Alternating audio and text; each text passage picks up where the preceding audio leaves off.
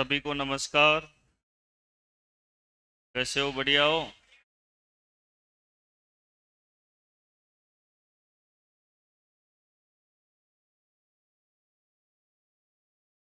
देखो भाई, दौनी पढ़ रहे थे ना? क्या पढ़ रहे थे? दौनी।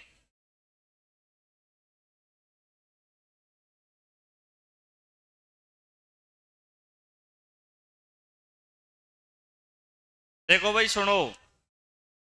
अरे दौनी में एक बात तो आपको ये पढ़ाया था।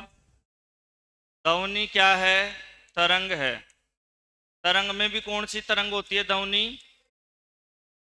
कौन सी तरंग है भाई? यांत्रिक तरंग। यांत्रिक तरंग किस आधार पर है ये? माध्यम के आधार पर। किसके आधार पर है? माध्यम आधार पर। यानी कि ध्वनि को चलने के लिए किसकी जरूरत पड़ती है? माध्यम की। क्या क्या लिखवाया था देखो। दिखाओ देखा। अच्छा, ध्वनि तरंग है और ऊर्जा है। ध्वनि माध्यम के आधार पर तरंग दो प्रकार, यांत्रिक और अयांत्रिक। यांत्रिक तरंग है क्योंकि इसको चलने के लिए किसकी जरूरत पड़ती है? माध्यम की जरूरत पड़ती है। दूसरी बात देखो। ध्वनि तरंग संचरण आधार पर। संचरण आधार पर। देखो रे भाई, ध्वनि यांत्रिक तरंग तो किसके आधार पर है? माध्यम के आधार पर। और पिछली क्लास में आपको यह बताया था। और अब यहां से चलेगी बात। ध्वनि तरंग संचरण के आधार पर दो प्रकार की होती है। कितने प्रकार की होती है भाई? दो। एक तो होती है अनुदैर्ध्य। कौन सी तरंग भाई? अंग्रेजी में लॉन्गिट्यूडिनल बोलते हैं इसको। और एक होती है अनुप्रस्थ, ट्रांसवर्स। अनुप्रस्थ तरंग। देखो भाई ध्यान दो। ये ध्वनि तरंग संचरण के आधार पर कितने प्रकार बताए मैंने? दो। एक तो अनुदैर्ध्य और एक अनुप्रस्थ। अरे बोर्ड में देखो। एक तो अनुदैर्ध्य और एक अनुप्रस्थ। अनुदैर्ध्य तरंग वे होती हैं जिनको चलने के लिए जिनका संचरण लंबवत होता है, परपेंडिकुलर। ऐसे कोई तरंग अगर ऐसे जा रही है ना, तो ये 90 डिग्री का कोण बनता है। कितने का बनता है? 90। तो अपने पास में, सॉरी उल्टा बोल गया, ये तो इसमें सुनो। ऐसी ध्वनि तरंगे जो समांतर चलती हो, जिनका संचरण कैसा होता हो? समांतर। जिनका संचरण समांतर होता हो। समांतर। समांतर का मतलब होता है, देखो, इस तरीके से भी जा सकती है, यूं भी जा सकती है, समांतर होनी चाहिए। यूं भी जा सकती है, यूं भी जा सकती है। आपने देखा होगा कई बार कोई माइक वाइक लगा रहता है, उसका चित्र उस चित्र के आगे ऐसे लिखा रहता है, साउंड बैन, आवाज ज्यादा नहीं करना, शोर ज्यादा नहीं करना, इस तरीके का। तो सुनो, जो भी मैं बोल रहा हूं वो आप सुन रहे हो। तो ये जो आवाज है ये हवा के अंदर ऐसे समांतर जा रही है। ये कैसे जा रही है? समांतर। ऐसे नहीं कि इस साइड में तो ज्यादा आवाज आओगी, उस साइड में कम आओगी, क्योंकि इसका संचरण इस तरीके से होता है। जैसे जैसे मैंने यहां पर बताया ना, जैसे मान लो कि भाई यहां से मैं बोल रहा हूं तो ये इस तरीके से चलती है, ऐसे ऐसे चलती है। तो अनुदैर्ध्य तरंग कौन सी होती है? जिनका संचरण कैसा होता हो? समांतर। और अनुप्रस्थ तरंग कौन सी होती है? जो कैसे चलती हो? लंबवत चलती हो। कैसे चलती हो? लंबवत, यानी कि 90 डिग्री वाला कोण बनता हो। अब इसमें देखो भाई, हमारे पास में ध्वनि का चैप्टर हम पढ़ रहे हैं, तो इसका उदाहरण क्या होता है? इसका उदाहरण होता है ध्वनि तरंग। ध्वनि तरंग कौन सी तरंग बताओगे? अनुदैर्ध्य। ध्वनि तरंग अनुदैर्ध्य किस आधार पर है? संचरण के आधार पर है। और अपने पास में जो प्रकाश होता है, प्रकाश, वो कौन सी तरंग होता है? अनुप्रस्थ। प्रकाश कौन सी तरंग? अनुप्रस्थ। क्योंकि जो ये प्रकाश आता है ना, उजाला, जो इसी तरीके से चलता है। रेडियो तरंगे भी इसी तरीके से चलती है। कौन सी तरंग? रेडियो तरंग। एक्सरे भी इसी तरीके से चलती है। एक्सरे, ईसीजी, कोई भी जांच करो, ईसीजी, ईईजी, तो कोई भी जांच करेंगे ना तो उसमें ग्राफ आएगा ना, तो इस प्रकार से ही आएगा। तो ये सारी तरंगे तो कौन सी तरंगों में आती हैं? अनुप्रस्थ में। और अनुदैर्घ्य में कौन सी आती है? जैसे ध्वनि तरंग हो गई, जल तरंग हो गई। पानी में कोई पत्थर फेंक देना तो वो समांतरी लहरें बनेंगी, ऐसे ऐसे। पानी के अंदर कैसी लहरें बनेंगी? समांतरी बनेंगी। तो अब अपने पास में दो बात निकल करके आ गई भाई। ध्वनि है ना, ध्वनि, ध्वनि यांत्रिक तरंग तो किसके आधार पर है? माध्यम के आधार पर। और संचरण के आधार पर ध्वनि को कौन सी तरंग बोलेंगे अपन? अनुदैर्घ्य। अनुदैर्घ्य क्यों? क्योंकि ये कैसे जाती है? समांतर। और अनुप्रस्थ तरंगे क्या होती है? जो कैसे चलती हो? लंबवत। अब इनको लिख लो,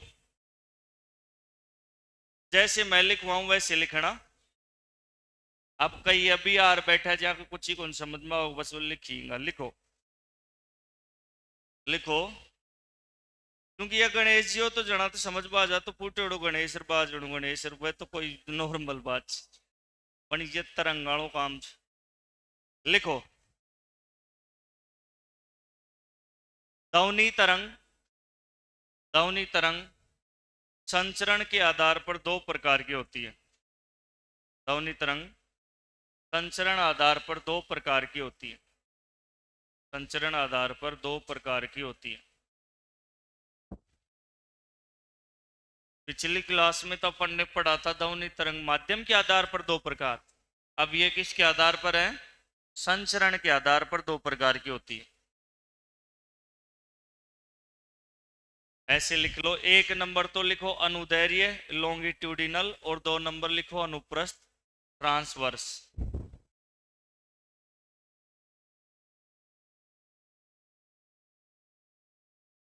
लिखो एक नंबर तो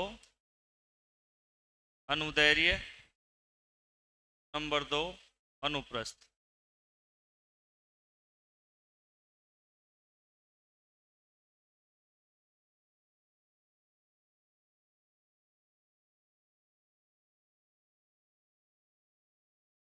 लिख दिए।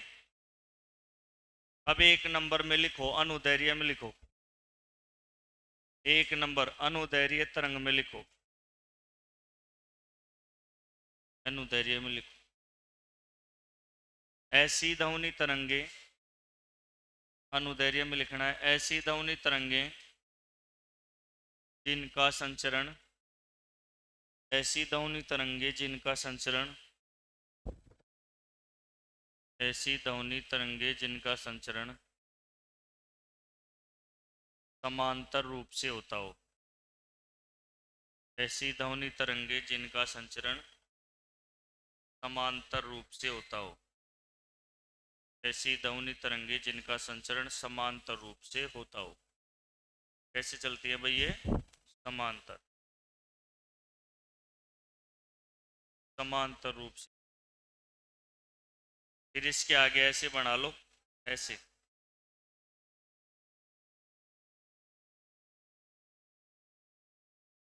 मतलब ये तरंगे कैसे जाती है आपस में? ये समांतर जाती है।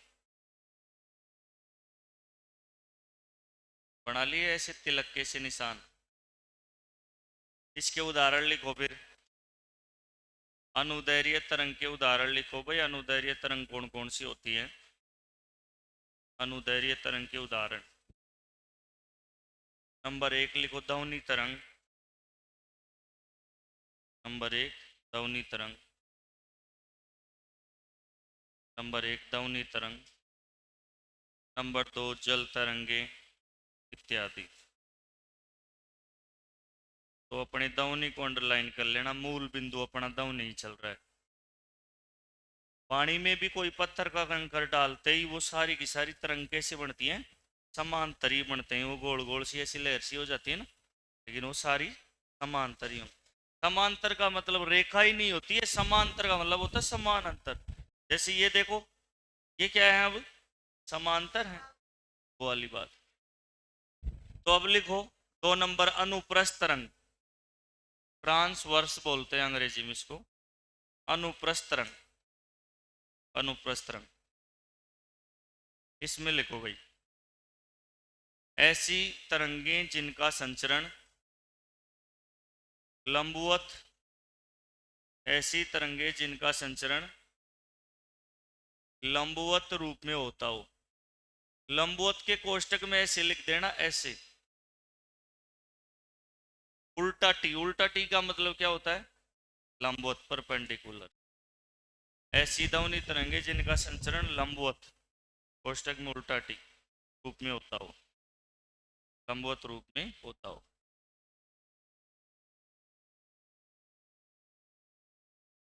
उदाहरण लिख दो। प्रकाश तरंग, रेडियो तरंग, प्रकाश तरंग, रेडियो तरंग, एक्सरे तरंग, ईसीजी तरंग, ईईजी तरंग, ईजी तरंग, ईएमजी तरंग, ईओजी तरंग। जांच है। ईसीजी तो क्या की जांच हो है? हृदय की। ईजी क्या की जांच हो है? मस्तिष्क की। ईएमजी क्या की जांच हो है? मांसपेशियों की। और ईओजी क्या की जांच हो है? आंख की, आंख की। तो ये जितनी भी जांचा चाहिए जहाँ को मतलब ग्राफ आओ ना जी, अँ की लाइन आई ऊंची ऊपर नीचे। ईओजी जांच आंख की चाहिए ना, याद रख लीजिए जीजा जी एक बार। ओ जी आंख मारो, ओ जी आंख मारो। ओ जी, ई में सब में ई का मतलब है इलेक्ट्रो, और जी का मतलब सब में क्या है? ग्राफ। बीच वाले शब्द का अर्थ ईसीजी में तो सी का मतलब कार्डियोग्राफ, ईजी में इलेक्ट्रो इंसेफेलोग्राफी होती है, ये मस्तिष्क की जांच है। ईएमजी इलेक्ट्रो, ये जो मसल्स होती हैं उसकी ग्राफ मांसपेशी होगी। ईओजी, ओ का मतलब ओक्यूलो है। तो इन सब के अंदर अनुप्रस्थ तरंग होती है, इनमें इसी प्रकार का ग्राफ आता है जैसे यहाँ पर बताया गया। एक बात देखो, ध्यान दो। ईसीजी जांच में अगर कदे भी ये जितनी भी जांच है ना, इन जांचों में कभी भी अगर ये ग्राफ सीधा आ गया, या मान लो हर्ट की सीधी लाइन आ गई, इसका मतलब मौत। ईसीजी जांच कराओ, हृदय की सीधी लाइन आ गई, इसका मतलब मौत हो गई, मर गया वो, खत्म हो गया, फिलहाल जिंदा नहीं। इस बात से ये भी शिक्षा मिलती है कि जीवन में भी एक जैसा ही समय रहेगा तो मौत है, यानी कि उतार चढ़ाव होना ही जीवन है। क्या कह रहा हूं मैं? उतार चढ़ाव होना ही जीवन है। और जैसे ईसीजी जो जांच होती है ना, इलेक्ट्रोकार्डियोग्राफ, उस जांच में भी उतार चढ़ाव चाल है, वो यही उतार चढ़ाव जीवन मोण है। अगर एक जैसे जीवन है तो वो मौत समान ही है। तो ये अपने ये ध्यान रखना है। इत्यादि लिख दो। अब यहां पर एक क्वेश्चन लिखो बाबू। अरे यार ते यार, खुशी रो, नौकरी लागे, बूढ़ी आवे, फिर वह भी पकड़ा बचा, एक दिन मान तो जना खुशी मिले। लो जी गुरु जी, बेटा तू कौन चे? मैं केसु की लुगाई चौको बेटा सियाणी।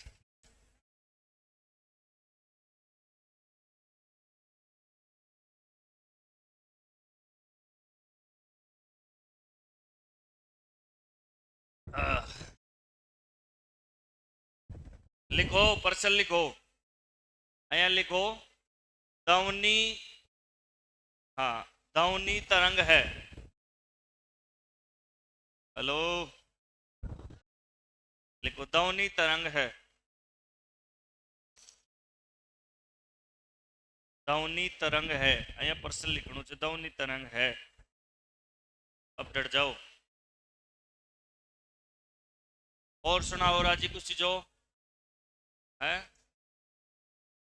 ई बैच में आज जतरा भी बैठा सी ना, इतना भी लड़का लड़की, वाकई में आज घर आना हूँ, कोई कभी आ जाऊं बिना बता चाय पाती से। अब यहाँ मान लो कोई कभी घर आना, मान लो छोरा में मान लो चाहे छोरी, पर यहाँ बताऊं कौन कौन के घर आना हूँ, आज मैं पक्का हूँ। आया मन की जो मारा तो लात की। आज पक्का हूँ, चाहे छोरा के घर आ चाहे छोरा। तारा माई भी कोई को नंबर आ सके, तारा माई भी कोई को आ सके, छोरा का भी आ सके।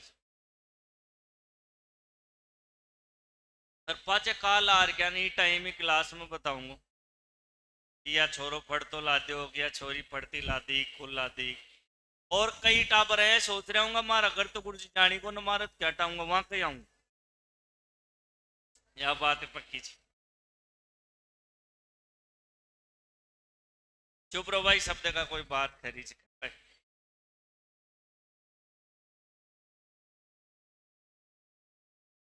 ये क्या खिलाई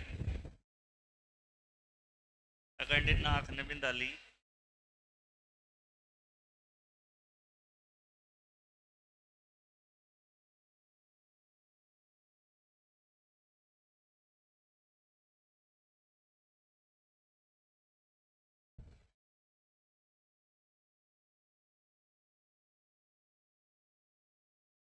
ये बंद बंद मुस्कुरा रही जो। हंसो मत पगली, बावड़ी हो जाओगी।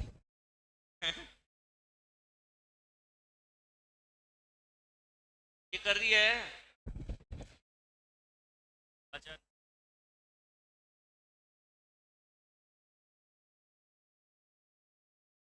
मैं ऊँट कौन जा रही है हो जाना। चलो भाई, आज मैं किनके घर पर जाऊंगा वो लिख दूंगा अभी मैं यहां पर। $9 थे, मन लिख जो। ध्वनि तरंग है, लिखो भाई ध्वनि तरंग है। 4 ऑप्शन,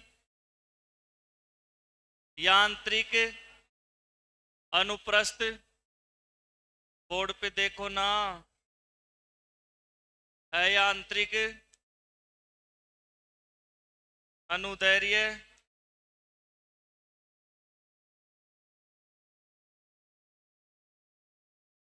यांत्रिक, अनुदैर्य,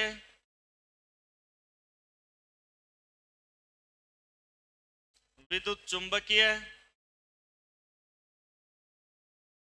और अनुप्रस्थ। 11 फरवरी 2018 को सुबह 10 बजे आया ये नहा धो करके। ध्वनि तरंग क्या है? ध्वनि तरंग क्या है? अब आपको बताना है दोनों में सोच करके, है भाई। ध्वनि तरंग कौन सी है? यांत्रिक है माध्यम के आधार पर तो, और चलने के आधार पर क्या है? अनुदैर्य। भाई माध्यम के आधार पर तो यांत्रिक थी और चलने के आधार पर क्या थी? अनुदैर्य। इसलिए सही उत्तर क्या हो गया? सी हो गया। अच्छा, एक बात और ध्यान रखना, इसमें है ना विद्युत चुंबकीय तरंग भी जोड़ लेना इसके उदाहरणों में। विद्युत चुंबकीय तरंग, विद्युत चुंबकीय तरंग ने EMW बोली थी बाबू, इलेक्ट्रोमैग्नेटिक वेव्स।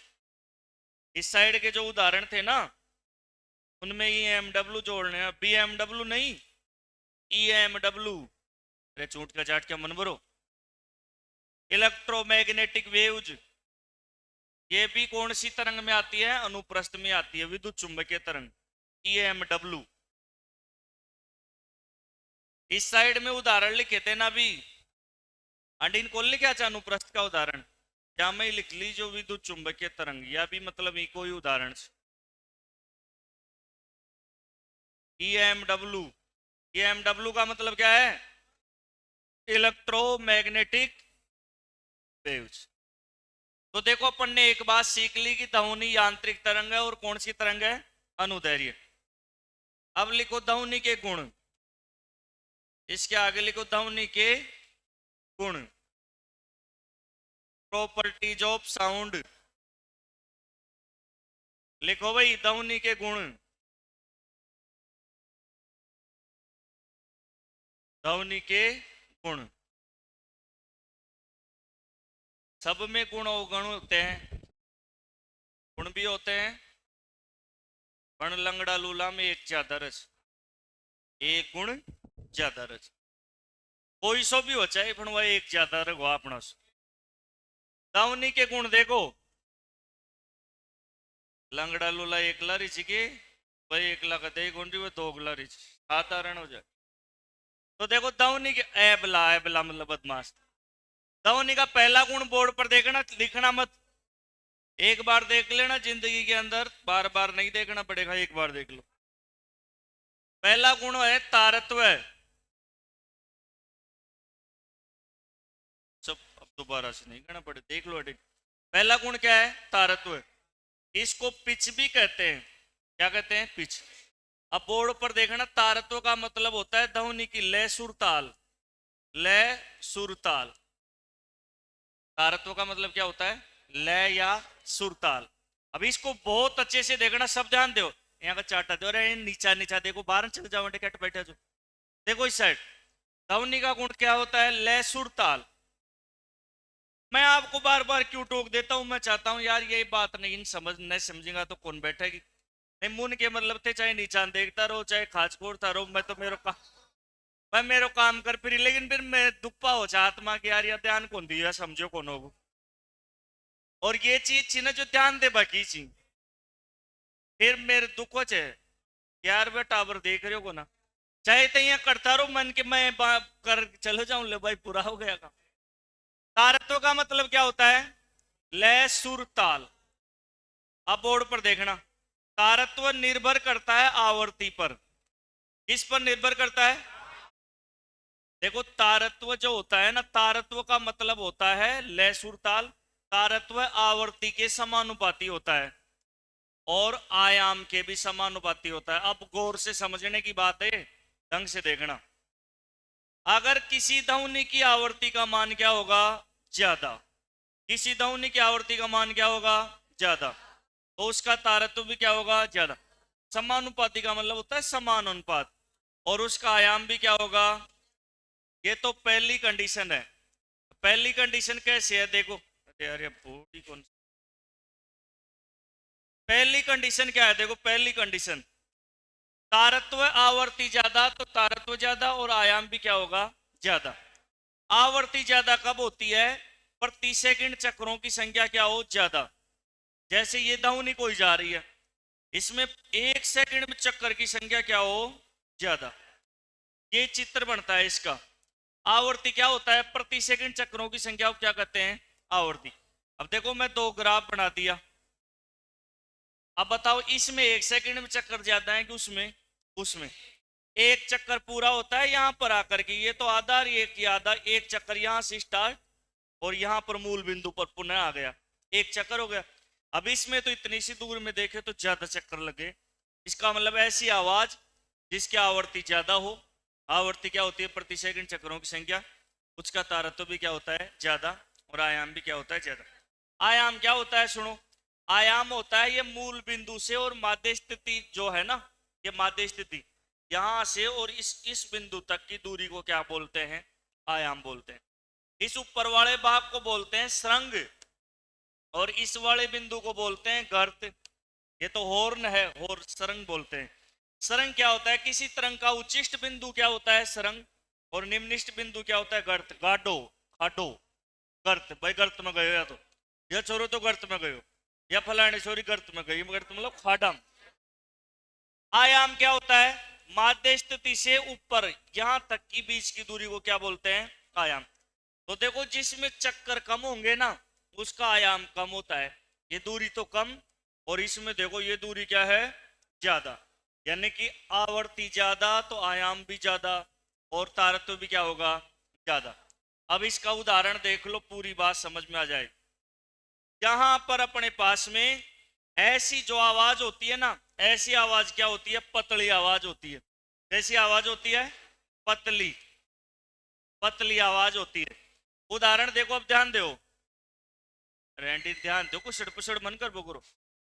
उदाहरण देखो, मच्छर की बिनबिनाट और शेर की दाढ़। तो मच्छर की बिनबिनाट की जो आवाज होती है उसकी आवृत्ति ज्यादा होती है, एक सेकंड में पर आपको पता है मच्छर की जो पंख है एक सेकंड में लगभग 600 से 650 बार फड़फड़ाते हैं, पर प्यू प्यू।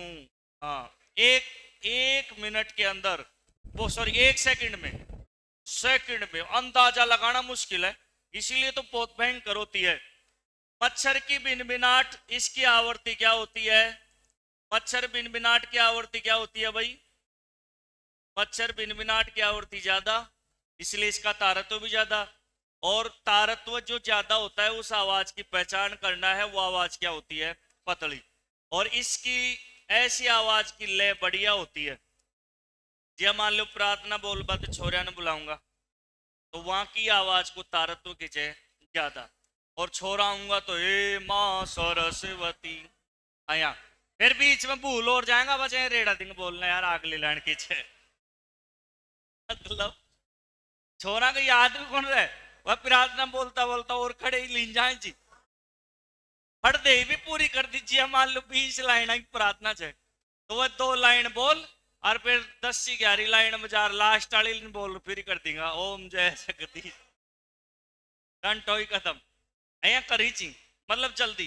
कई कई टावरान छुट्टी में गिनती बुलाऊ ना, जना कई तो 1 2 3 4 5 यहाँ बोलेंगा, और कई 1 2 3 4 5 9 10 80 90 100 रहे कर फ्री भाग जाओ तैला ले छड़ दे कर दीजिए। तो मच्छर की बिनबिनाट का तारत्व क्या होगा? ज्यादा। शेर की दाढ़ और मच्छर की बिनबिनाट में मच्छर की बिनबिनाट का तारत्व ज्यादा है। पुरुषों की आवाज और महिलाओं की आवाज में ज्यादा तारत्व किसका होता है? महिला की आवाज का तारत्व ज्यादा। बातें मत करो या मत बैठा करो, नहीं बात करो, 50 बार नहीं बोलूंगा। महिला की जो आवाज होती है उसका तारत्व क्या होता है? ज्यादा होता है महिला की आवाज का। और ढोलक की आवाज और सीटी की आवाज, पुलिस वाला ढोलक बजाए और सीटी बजाए, पतली आवाज का तारत्व ज्यादा होता है, पहचान है। सीटी की आवाज, कौन सी आवाज? सीटी की आवाज, सीटी। कोयल और कौवा, कोयल और कौवा में कंपेयर देखे तो कोयल की आवाज पतली है और लय भी बढ़िया बैठे से। कोयल बोल रही हो जना अपन अच्छी आवाज लाकर कागला बोल रहे हो जना सुन बाट मनी कौन कर। गधा और गाय, इनमें तारत्व अब दोनों की तुलना में देखो, गाय और गधा में कौन सी आवाज अच्छी होती है? ये गधा ने खा लेने को लीद। गधा की आवाज का तारत्व है कम है, जिसकी तारत्व ज्यादा होता है ना वो आवाज पतली होती है। पतली की बात चल रही है अपन तो, गधा की गाय से ज्यादा मोटी या पक्की बात। छोटे बच्चे की आवाज और बड़े बच्चे की आवाज में तारत्व ज्यादा किसका? छोटे बच्चे। समझ में आ गई ये बात? क्लियर होगी? अब इसका उल्टा अगर मैं कर दूं, इसका उल्टा देखो, तारत्व जिस आवाज का कम होता है उसकी आवृत्ति क्या होती है? कम। और उसका आयाम भी क्या होता है? कम होता है। इसका चित्र अपने पास में भाई बनता है ऐसे, ये देखो। आयाम किसको बोलते हैं? इस बिंदु को बोलते हैं आयाम। इस ऊंच वाले बिंदु का नाम क्या होता है? श्रृंग। और इस बिंदु का नाम क्या होता है? गर्त। यानी कि उच्चिष्ट बिंदु और निम्निष्ट बिंदु के बीच की अधिकतम दूरी को क्या बोलते हैं? आयाम बोलते हैं। इसके उदाहरण क्या क्या होते हैं भाई? इसके उदाहरण उसके उल्टे ले लो। इसके उदाहरणों में क्या आ जाएगा? शेर की दहाड़, शेर की दहाड़, पुरुषों की आवाज, पुरुषों की आवाज। और क्या बताया था? कौवा, कौवा की आवाज। और ढोलक की आवाज। किसकी आवाज? ढोलक की आवाज। सुन रहे हो मेरी बात? तो सीधी, अच्छा ये आवाज कैसी होती है? मोटी। मोटी आवाज का तारत्व तो कम और पतली आवाज का तारत्व क्या होगा? ज्यादा। ये अपने को जरूर ध्यान रखना है। अब अपन यहां पर इनको लिख लेते हैं, तो लिखो, रुक जाए से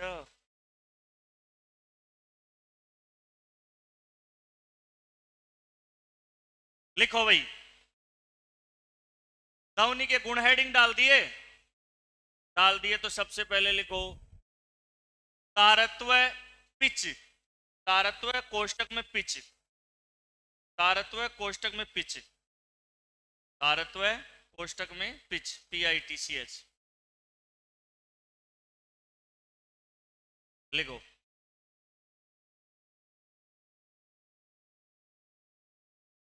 हर्षिता है क्या भाई कोई?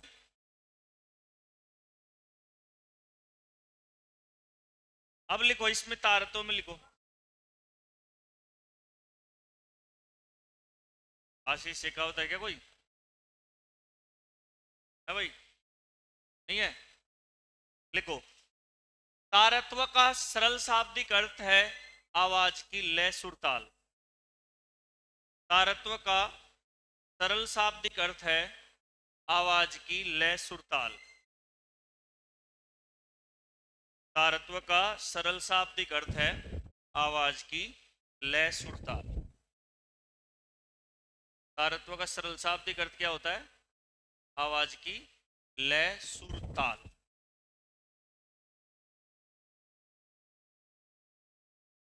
इसके बाद में लिखो,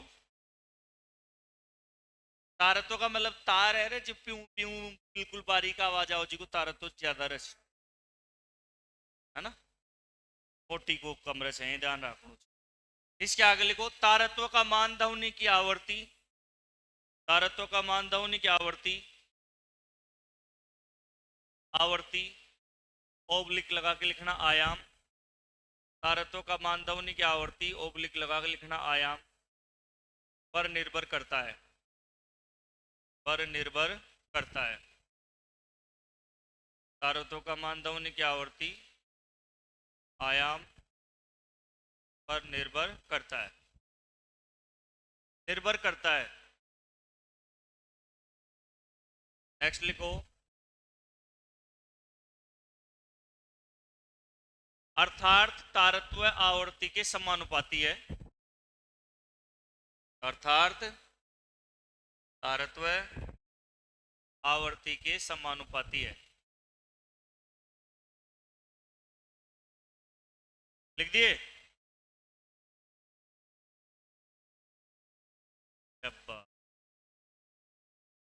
आवर्ती के क्या है? समानुपाती। फिर ये लिख लो जो मैंने लिख रखा है, ये लिख लो, एक नंबर पॉइंट लगा करके लिख लो, ये तारत्व है समानुपाती आवर्ती आयाम। ऐसे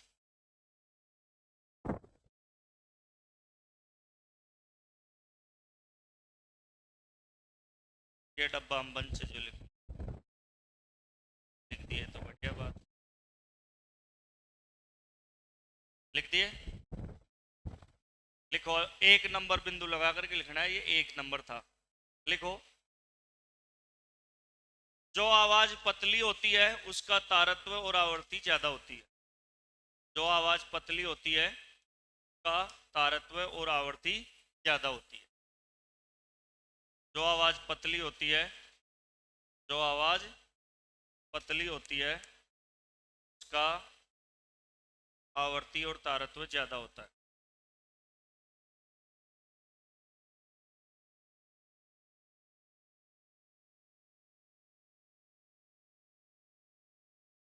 फिर ये ग्राफ बना लो ऐसे,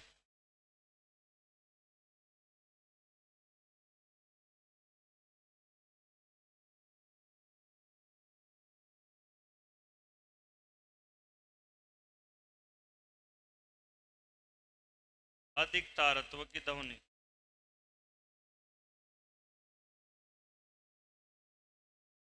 कौन सी ध्वनि का ग्राफ है ये? अधिक तारत्व। और जिस ध्वनि का तारत्व ज्यादा होता है वो पतली होती है मोटी? जिस ध्वनि का तारत्व ज्यादा होता है वो पतली होती है। तो गाई चीजों भी रसोई मच्छरा की नहीं बिन बनाटे। पुरुष तो शेर होते हैं, पुरुष तो क्या होते हैं? शेर। लेकिन आपको पता है शेरों की सवारी दुर्गा ही करती है। दुर्गा माता शेर का माड़ा बैठ जाए, चाहे कोई राष्ट्रपति बन जाए उन्हें भी लुगाई शूटर पड़ू पड़े। मेरी बात, राष्ट्रपति बन जाए लुगाई शूटर पड़ू पड़े छे। लुगाई खे, लुगाई ये खे कि भाई से जो जयपुर में महाराणा प्रताप जन्म, हाँ ठीक सेंटे हुए। रामनाथ कोविंद जी राष्ट्रपति बने थे ना भाई, एक बार कोई भाषण में बोला कि मैं भारत देश का राष्ट्रपति हूँ फिलहाल, लेकिन श्रीमती जी कई बार डांट देती है मेरे को। मतलब लुगाई डांट दे, लुगाई राष्ट्रपति सुबह राष्ट्रपति रहे। पण आजकल वाला बीन बीरणी लुगाया सुन ट्रपी को ना लुगाई मोटियारा सुन कंट्र वायुमंडल ये फिर वो इधर उधर ही वो जोन प्रथा में चले जाए। उदाहरण लिखो अब। हाँ उदाहरण लिखो, सबसे पहले लिखो मच्छर की भिनभिनाहट। ये एक नंबर के उदाहरण है। हाँ भिनभिनाहट।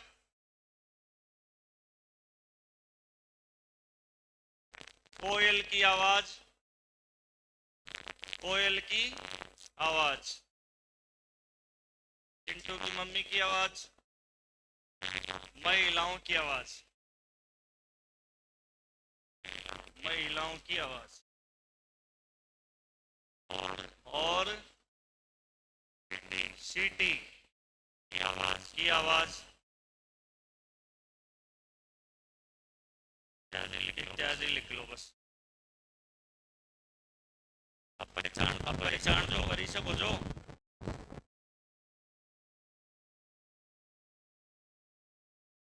और जहाँ से भी आवाज निकलती हो मार्ग से निकलती हो मार्ग सकड़ा होगा ना, आवाज पतली होती। क्या होता है सकड़ा होगा तो पतली। कई ऐसे और बजा जो मैंने यहाँ बिल्कुल बारीक सा बनाऊंगा अरे ना तेज बता तांडर बंदूक और मतलब कई चीजों मतलब बाजे को ना कई यहाँ करते हैं बारीक स्रोत रे। बस अब आया मन करो। 2 नंबर लिखो। ऐसी दाउनी जिसका अरे बस जिसका तारत्व कम हो सकड़ा नहीं। मूसली सकड़ा हो, जिसका तारत्व क्या हो, कम हो। तो कम होगा तो आवर्ती भी क्या होगी, कम।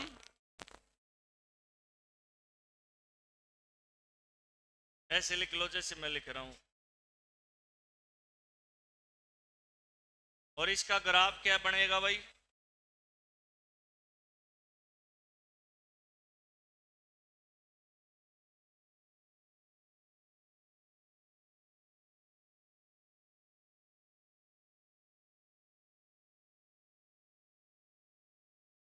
ये कौन सी आवाज होती है, मोटी आवाज।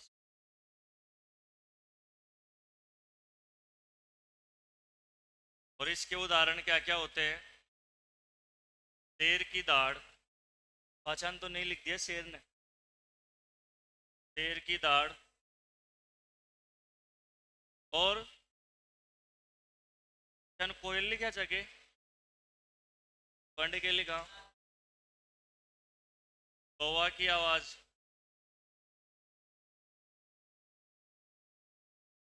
कदा राम जिल्ला होगा तो पहली। महिला लिखा चाहे तो अंडिन के लिखा, महिला का बाद में कदा लिख रहे तो पुरुष लिखे, पुरुषों की आवाज, ढोलक की आवाज।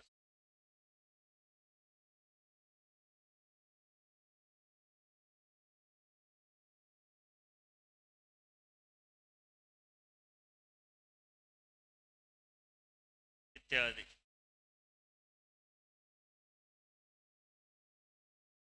लिख दिए।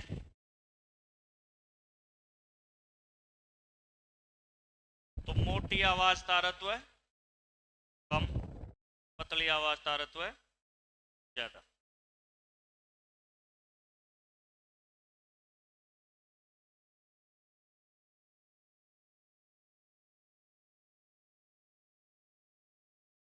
हमारी क्लास में एक योगिता नाम की छोरी थी, बाक बार फटवा जाती जन प्रार्थना में से जो जाता ही बोलती नमस्कार आज की मुख्य समाचार। फिर मैं खड़ा हो जाता जना, फिर पाछा तक आवाज जाती, पाछला खत्म है तो सुने आई को ना। 1200-1300 टाबर सरकारी स्कूल की बात, पाछा तक बैठता हर आगा योगिता अखबार पटन नमस्कार आज की मुख्य समाचार।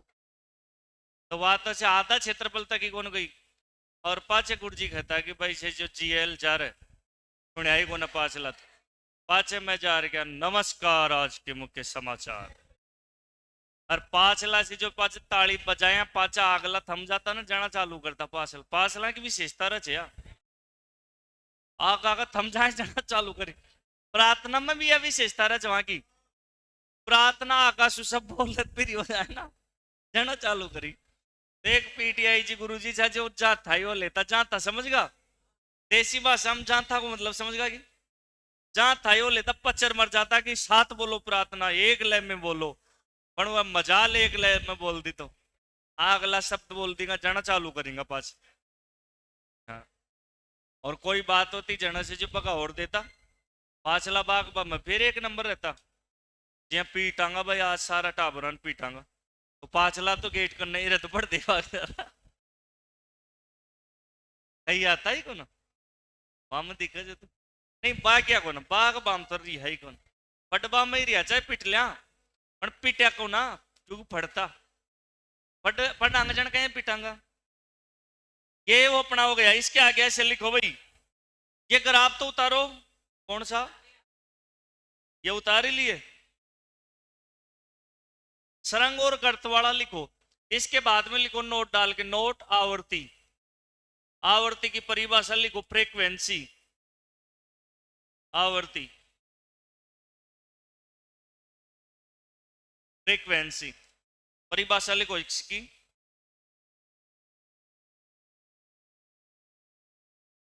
परिभाषा किसी तरंग द्वारा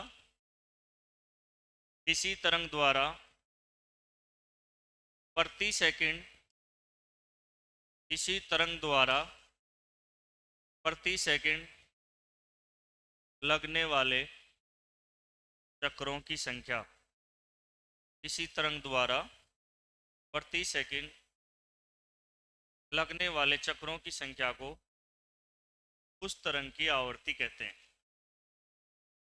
किसी तरंग द्वारा प्रति सेकंड लगने वाले चक्रों की संख्या को उस तरंग की क्या कहते हैं भाई आवर्ती कहते हैं। लिख दिए ऐसा चित्र बना लो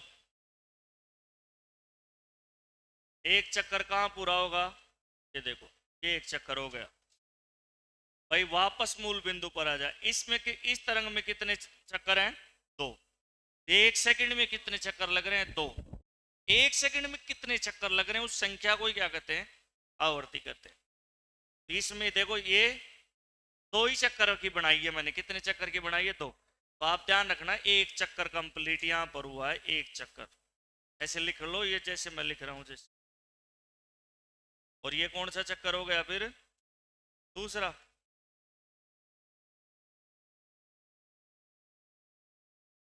आवर्ती को देखो साधारण तो ऐप से लिखते हैं स्मॉल ऐप से लिखते हैं स्मॉल ऐप से फ्रीक्वेंसी को और फिजिक्स में ऑप्टिक्स आता है एक पॉइंट प्रकाशी की उसमें इसको लिखते हैं न्यू से ग्रीक अक्षर यानी कि अपने को ये बात ध्यान रखनी है यहां पर मैं लिख देता हूं लिखो साथ साथ आवर्ती को स्मॉल ऐप से दर्शाते हैं किससे दर्शाते हैं स्मॉल ऐप से दर्शाते हैं आवर्ती को ऑप्टिक्स में ग्रीक अक्षर न्यू इसको क्या बोलते हैं न्यू से दर्शाते हैं। फिजिक्स में तो ऑप्टिक्स वाला चैप्टर में तो इन क्या नाम से जानागा न्यू और वहां साधारण इन क्या सो लिखा जा एप्स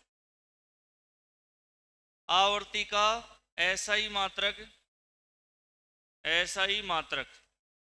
आवर्ती का ऐसा ही मात्रक होता है हर्ट्ज कौन से वैज्ञानिक ने दिया था ये हर्ट्ज कह तो एच जेड से लिखते हैं इसको इन्होंने ही बताया था सबसे पहले आवर्ती के बारे में। तो आवर्ती को स्मॉल ऐप से दर्शाते हैं ऑप्टिक्स में ग्रीक अक्षर न्यू से दर्शाते हैं और आवर्ती का ऐसा ही मात्र क्या होता है भाई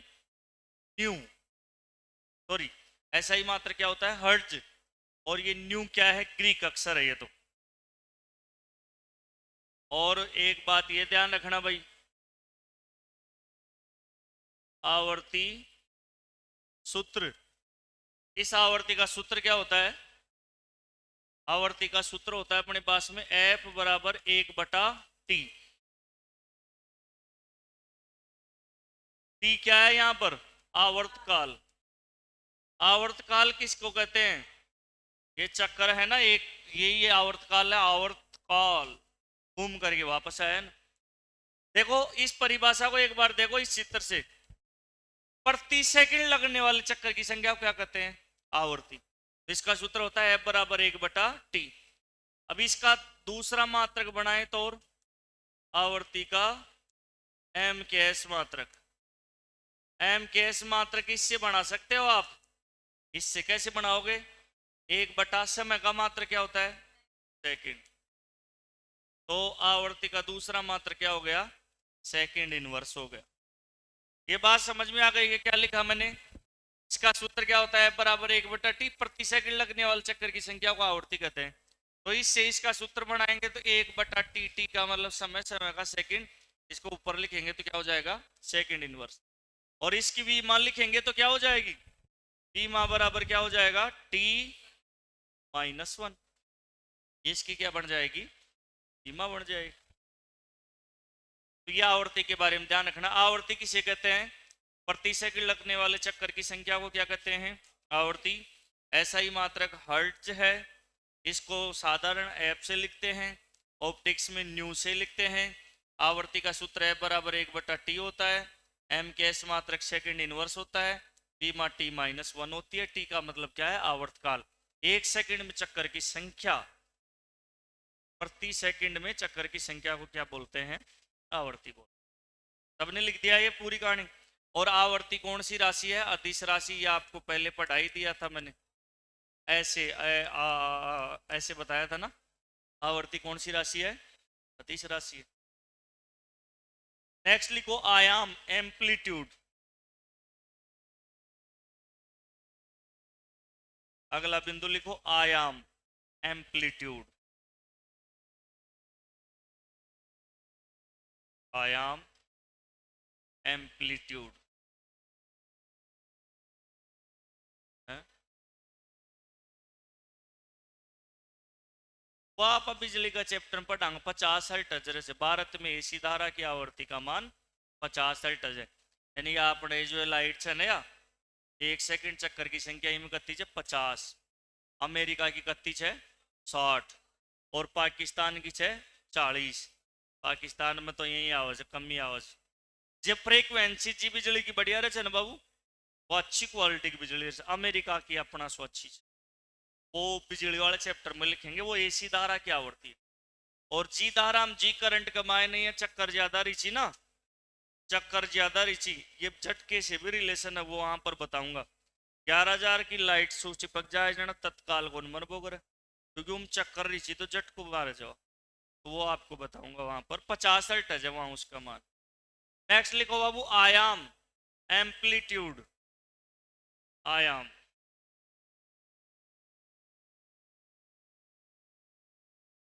ये क्या होता है इसके बारे में भी लिख लो। अभी समझाया था ना थोड़ी देर पहले। क्या है ये परिभाषा? क्या है भाई इसकी? बगल में तो बनाएंगे एक ऐसा चित्र और फिर ऐसे लिखेंगे। इस पॉइंट को तो कहते हैं तरंग और इस पॉइंट को कहते हैं गर्त। और इस बीच की दूरी को क्या कहते हैं? आयाम। अब लिख लो इस साइड में। किसी तरंग, लिखो बाबू परिभाषा, किसी तरंग में माध्य स्थिति, माध्य स्थिति, माध्य स्थिति ये है बाबू। ये कौन सी स्थिति है? माध्य स्थिति।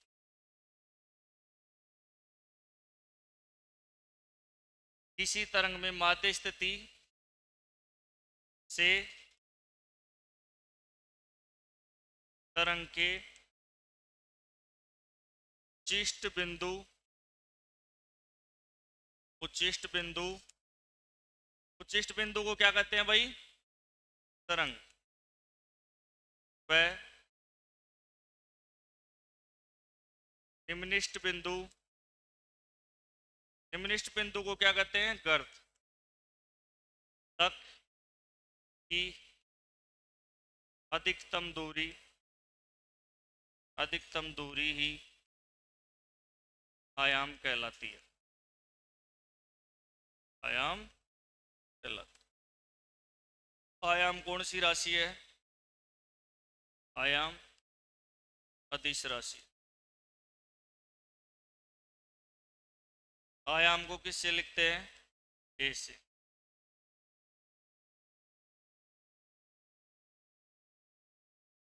दर्शाते हैं।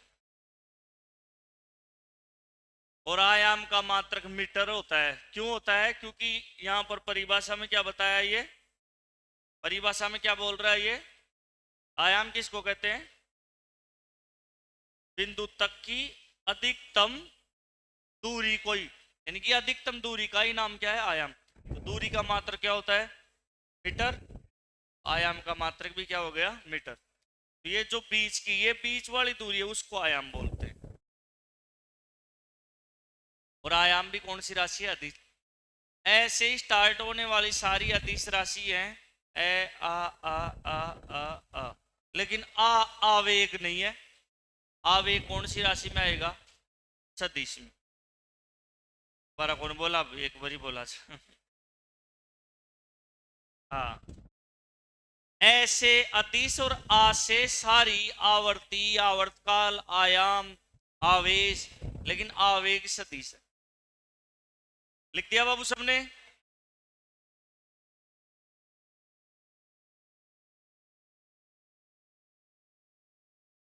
तो मोटी पतली आवाज हो गई। आवर्ती, आयाम, ये ध्वनि के गुण थे। ध्वनि के क्या थे? गुण। एक ध्वनि का गुण और होता है जिसको बोलते हैं गुणता, टिम्बर। इसके आगे लिखो गुणता। गुणता का मतलब क्या होता है? किसी आवाज को सुन करके पतली मोटी, क्या बोला मैंने? किसी आवाज को सुन करके पतली मोटी, सुरीली, इनकी पहचान करने के गुण को ही क्या कहते हैं? गुणता। जैसे आपको मान लो कि आवाज लगाए मम्मी, तो आप उस आवाज को सुने, वो देखे नहीं कहां से आवाज आई, तो आपको पता लग जाएगा कि आवाज किसने लगाई है? मम्मी। तो उस गुण का नाम क्या होता है? गुणता। रात को कोयल बोल रही है, मान लो कि कोई समस्या हो, तो रात को पक्षी तभी बोलते हैं तब उनको कोई विपदा आ जाती है, नहीं पक्षी रात में कौन बोल। तो कोई भी पक्षी बोल रहा है तो आप उस आवाज को सुन करके बता देते हो।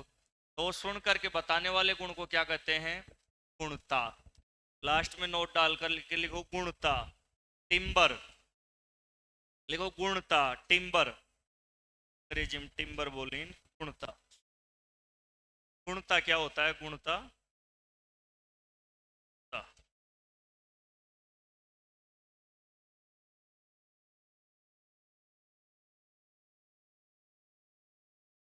किसी आवाज का, किसी आवाज का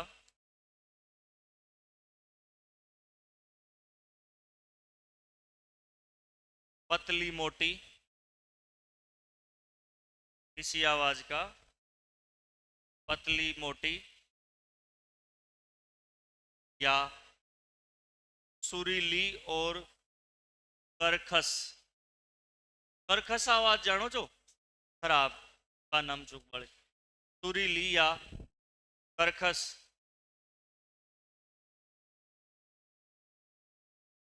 का पता लगाने का गुण ही गुणता कहलाता है। किसी आवाज का सुनकर, क्या लिखे हो आप? किसी आवाज का पतली मोटी, सुरीली या करकश को सुनकर पता लगाना ही, को सुनकर पता लगाना ही ध्वनि का गुणता गुण कहलाता है। को सुनकर, किसी आवाज का पतली मोटी, सुरीली या करकश को सुनकर पता लगाना ही ध्वनि का गुणता गुण कहलाता है। गुणता गुण भाई, गुणता।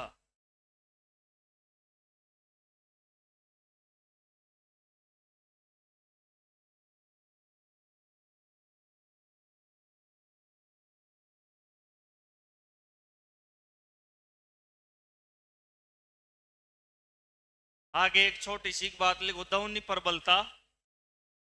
आगे लिखो बाबू एक छोटी सी बात, ध्वनि प्रबलता, लाउडनेस। ध्वनि प्रबलता, ध्वनि प्रबलता।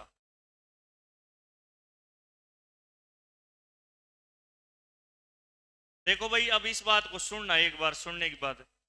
प्रबलता का शाब्दिक अर्थ होता है कानों की संवेदनशीलता। प्रबलता का शाब्दिक अर्थ क्या होता है? कानों की संवेदनशीलता। हमारे कान किस प्रबलता तक की आवाज को सुन सकते हैं? कितने लास्ट सीमा है उसके बाद में सुनेंगे तो कान के पर्दे फट जाएंगे, दो ही टूट हो जाएगा। कितने तक की हम सुन सकते हैं, कितने को नहीं सुन सकते, प्रबलता है। प्रबलता जो अपने पास में होती है ये कान की संवेदनशीलता से अर्थ होता है इसका। ध्वनि प्रबलता का ऐसा ही मात्र क्या होता है? ध्वनि प्रबलता, प्रबलता का ऐसा ही मात्रक, ध्वनि प्रबलता का ऐसा ही मात्रक होता है डेसिबल। क्या होता है भाई? Decibel, dB. बोर्ड पे ध्यान दो, लिखो मत। ध्वनि प्रबलता का ऐसा ही मात्र क्या होता है? डेसिबल। और डेसिबल है ना, डेसिबल, डेसिबल बेल इकाई का 10वां भाग होता है। बेल इकाई का कौन सा भाग होता है? 10वां भाग। बेल एक वैज्ञानिक का नाम था। तो बेल तो बड़ी इकाई है, डेसिबल क्या है? छोटी है। ध्यान रखो, लीटर बड़ा, डेसी लीटर छोटा। लीटर तो बड़ा और डेसी लीटर छोटा। तो यहां पर बेल, बेल बढ़ते मन लिख दीजिए। बेल वैज्ञानिक को नाम है। तो बेल इकाई बड़ी है और डेसिबल क्या है? छोटी। तो एक बेल में कितने एक डेसिबल में कितने बेल होते हैं? बताओ, कोई बता सकता है? एक डेसिबल में कितने बेल होते हैं? इस लाइन को पढ़ करके बताओ। ये लिखा हुआ है, इसी लाइन से लिखूंगा मैं। एक डेसिबल में कितने बेल होते हैं? ये कह रहा है डेसिबल बेल इकाई का 10वां भाग है। 1/10 बेल लिख जाना सही कौन बन जाए? पासा पढ़ो दे कहीं ने। एक डेसिबल में कत्ता बेल बिची? 1/10, यानी कि बेल का कौन सा भाग है? 10वां भाग। हमारे कान है ना, कान पर ध्वनि का प्रभाव 1/10 सेकेंड। 1/10 का मतलब होता है 0.1 सेकेंड तक की कान पर ध्वनि रहती है, पच चल जाए या माइनस सिग्नल। हमारे कान पर जो ध्वनि का प्रभाव है कितने टाइम रहता है? 1/10 सेकेंड तक। बाद में ये क्या हो जाती है, यहाँ से अंदर चली जाती है मस्तिष्क तक। अंडे कौन बैठी रहे ध्वनि, नहीं तो पढ़ दो फाट जाए। ध्यान रखना, ध्वनि प्रबलता, प्रबलता का शाब्दिक अर्थ क्या है? कान की संवेदनशीलता। प्रबलता का ऐसा ही मात्रक डेसिबल। डेसिबल बेल इकाई का कौन सा भाग होता है? 10वां भाग। कैसे याद रखोगे इसको? ऐसे परीक्षा में पूछ लेता है ये कई बार। तो आप बताना एक डेसिबल में कितने बेल होते हैं? 1/10। अभी संसार में एक संस्था है जिसका नाम है WHO। उन्होंने कई मानक फिक्स कर रखे हैं, तो वो जरूर ध्यान रखना। उन्होंने बता रखा है कानों के लिए प्रिय ध्वनि। क्या बता रखा है? कानों, WHO अनुसार। किसके अनुसार? WHO के अनुसार कानों की प्रिय ध्वनि, लवली साउंड, कानों की प्रिय ध्वनि, कानन जो बहुत चौकी लागे, वो 45 डेसिबल की बता रखी है WHO ने। NCERT के आंकड़े ध्यान रखना। कानन कौन सी आवाज सही लागे चौकी? 45 डेसिबल। और ध्यान रखना, ये आंकड़े ही ध्यान रखना, ये NCERT के अनुसार है। कान पर नकारात्मक प्रभाव की ध्वनि, नकारात्मक प्रभाव ध्वनि, यानी कि नकारात्मक प्रभाव जो ध्वनि से ना भाई काना के लिए खराब होती है 75 dB से ऊपर। 75 डेसिबल से ऊपर की कान के लिए नकारात्मक प्रभाव छोड़ती है। और ध्वनि प्रदूषण का दायरा, ध्वनि प्रदूषण दायरा, ध्वनि प्रदूषण WHO ने बताया है 80 डेसिबल से ऊपर। अगर इस ऊपर कोई डीजे बजा रहे हो और परीक्षा को टाइम है तो ते केस कर सको, जो वो साउंड पॉल्यूशन में आ जाए। 80 डेसिबल से ऊपर नहीं बजा सकते, ध्वनि प्रदूषण दायरो चालू हो जाए। और हमारे जो कान है ना, कानों की अधिकतम शक्ति, अधिकतम शक्ति, कानों की अधिकतम शक्ति 120 डेसिबल तक अधिकतम सुन सके जी कान। हालांकि 75 से ऊपर वाली चाहिए जो खराब ध्वनि में ही अपन कड़े तक सुन सका जा 120 डेसिबल। कान का पर्दा फटेगा, कान पर्दा फटना, कान को प्रदोष है जो 120 डेसिबल से ऊपर जाता है कि हो जाए जाए तुरंत ही फाट जाएगा। अब कोई को नहीं फाटे, जो कोई बढ़िया क्वालिटी को डलगो होगो भगवान भाई, कोई जिद्दी कारो मेरे तो कौन फाटो। आजकल एक गलत चीज और चाल गई, कोई का टाबर टिक करो ना जाना डीजे कर क्या नून ले रहा हूँ हॉस्पिटल यहाँ की चाल रही थी, तो छोटा बच्चा की कान के एक शक्ति को नून प्रधान ऊंडे फाड़ दिए थे डीजे कर, कोई बात ना होगो तो सब कही हो रहे भाई। ऐसा जीव जंतु है वो या जनाई तो आया कोई डाउनलोड प्रिंट आउट तो ठीक हो ना भाई, अच्छी बात है, बहुत बढ़िया बात है, पर डीजे के बजाओ पाचे कोई फंक्शन करो जन बजा लो जीते नहीं। कई कई छोटा छोटा टाबर लुगाई डीजे का चेस्ट अडार छे जो नाती रही करके ये बावली और कान का पर्दा फाड़ जाएगा। और डीजे से जो 80 से ऊपर ही चाल है हमेशा। ये WHO के अनुसार ध्यान रखना, कान की प्रिय ध्वनि नकारात्मक प्रभाव 75 से ऊपर, केस कद कर सका जा 80 डेबी से ऊपर, या में भी लिखे हो छे, इमा भी लिखे हो छे।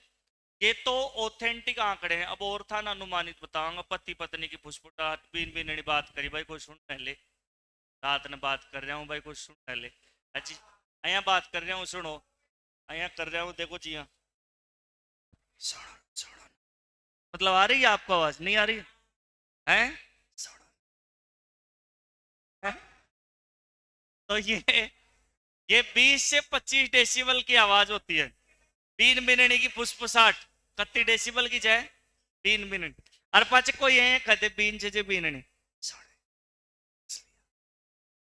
ये कहो पानी गिलास लिया पाचे नींद आ जाए उनमें तो खोल लिया। इसमें भी यहां पर आता है देखो फ्रीक्वेंसी 664.6 मेगाहर्ट्ज या खराब हो रही है मशीन जाना यात्री बता रही नहीं यात्री कौन बोल रहे आप ये मेगाहर्ट्ज। बाकी कल पढ़ेंगे अपन, इसको उतार लेना हाँ।